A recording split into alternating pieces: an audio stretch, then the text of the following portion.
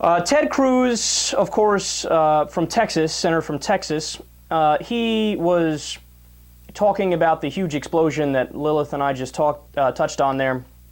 He said, quote, "We are in very close touch with officials on the ground and we're monitoring the tragic accident closely. It's truly horrific and we are working to ensure that all available resources, federal government too, are marshaled to deal with the horrific loss of life and suffering that we've seen." And even in a statement on his website, he added that, quote, "We remain in communication with Governor Perry's office and emergency management officials and stand to offer whatever support we can." Whatever support we can. So what's the problem? Where's the controversy? It seems like a very lovely, normal politician statement after a disaster, right? This son of a bitch voted against Sandy aid 3 times. And he called the bill pork.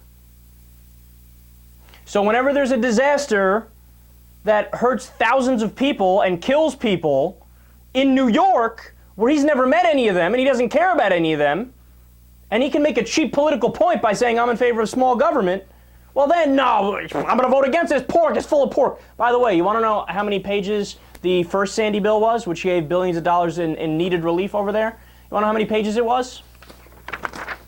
It was 1 page. You want to know how much pork was on it? Donut. But doesn't matter. Paul Ryan said the same thing, came out and said, I wanted to vote for the Sandy aid relief bill, but there was just so much pork in there you couldn't determine what was to help and what was just to go into the pocket of government bureaucrats. It was 1 page, there was no pork. They're liars. They're flat out liars. Or they're just idiots and they don't know, and they're ideologues who say, I don't care, even if people are dying in the streets, I will vote against it. Right? But they vote against it when it's for you.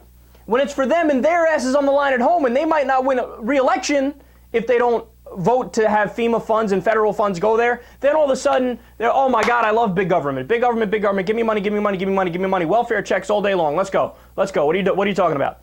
Look, everybody's a small government conservative until a natural disaster hits.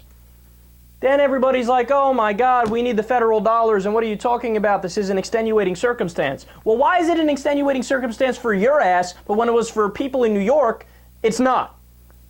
What, they don't count in New York? Is that what it is? Look, here's the reality, man, and I shouldn't even have to say this because this is the most simple, straightforward stuff you've ever heard in your life. Of course, you vote yes when it's for the aid relief for people in New York. You vote yes when it's the aid relief for the people in Texas for what just happened. You vote yes if it's Wyoming or California or Hawaii or Key West or any fucking place, man. It's the most obvious thing in the world. But for some reason, these Republican douchebags don't realize what being a good person is. How do you sleep at night? If you vote against Hurricane Sandy relief, but you vote for your relief in Texas, how do you sleep at night? How do you square that circle in your mind? And I'm sure, by the way, that they have to do it because if you're a human being, you have to rationalize one way or another to try to make yourself believe that you're not a shitty person, right? But I got news for you, Ted. You are a shitty person.